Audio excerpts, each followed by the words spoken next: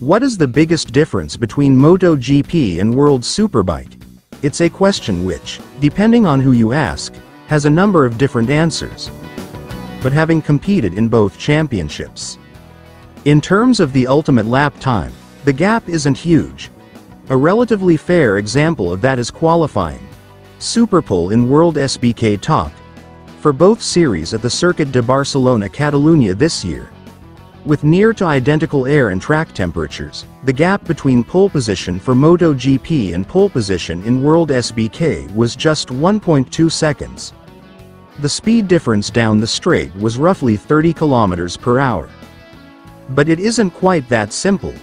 While a production-derived WorldSBK machine can get close to a prototype Grand Prix machine over a single fast lap, racing a superbike over race distance is a completely different experience to doing the same on a MotoGP bike. Someone who knows all about the differences between a superbike and a MotoGP prototype is GYTR-GRT Yamaha WorldSBK rider, Remy Gardner, who joined the superbike grid from MotoGP for the 2023 season. The main difference in the actual characteristics of the bikes is the power and the brakes, explains Gardner, who until he stepped on his R1 ahead of his rookie year in WorldSBK last year, had always raced prototype Grand Prix machines. MotoGP bikes have a good chunk more power. We're talking maybe 40 to 50 bhp, and this is very noticeable. And then in MotoGP you run carbon brakes, which are very different in both feeling and power to the more traditional brakes we run on the superbike. But if being completely honest, the biggest difference to get your head as a rider is probably the tires. It's a completely different philosophy. The Pirelli used in WorldSBK is a tire which has really good grip in the beginning, but it deteriorates very quickly, so you basically have to nurse it to the end, which is an art in itself. In MotoGP, honestly, you could be pretty much flat out for most of a race and still be pretty strong at the end. There is obviously some level of tire management in MotoGP, especially at certain circuits, but it's nothing like it is in World Superbike, and that means you have to attack a race in a completely different way. Over one lap, the difference between a MotoGP bike and a superbike isn't huge, but over race distance it's massive. It's a completely different style of riding, and if I'm honest, it's taken me some time to get my head around that.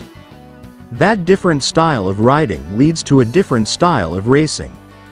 I think the rider can ride the bike a little bit more in WorldSBK, he continues. In MotoGP, it's very much you ride X-bike, and this is the way you have to ride it, whereas here there is a little bit of that, but it's not quite the same. I'd say MotoGP is more of a technical way of racing compared to superbike, which is perhaps more racing in the traditional sense. It's a bit more elbows out, which is both good and bad, but I personally enjoy it. Gardner's transition from Grand Prix to superbike hasn't been straightforward. Most of his rookie season with the GYTR-GRT Yamaha team was spent trying to understand the different style of racing in superbike, but as that understanding started to come, so did the results. He narrowly missed out on a debut WorldSBK podium in the final race of 2023. But that's a box he's ticked in the first 3 rounds of 2024, taking 3rd place last time out at Assen as he continues to progress towards the front. Coming from a different championship last year, there was a lot for me to get my head around, he continued. It almost felt like I was starting from scratch, learning everything again, as most of what I knew from racing GP bikes didn't apply here, and that meant if we had a bit of a problem, it took a bit longer to work through with the boys in the garage because to me it was all new. But about halfway through last year, we managed to take a big step, and from there on, we've just gradually got better and better as I've started to get a bit more understanding of what is needed here. How I can get the most out of the Yamaha, the Pirelli tires, the electronics, everything. It feels like we're just starting to come good, and the podium shows that, but of course, you always want more.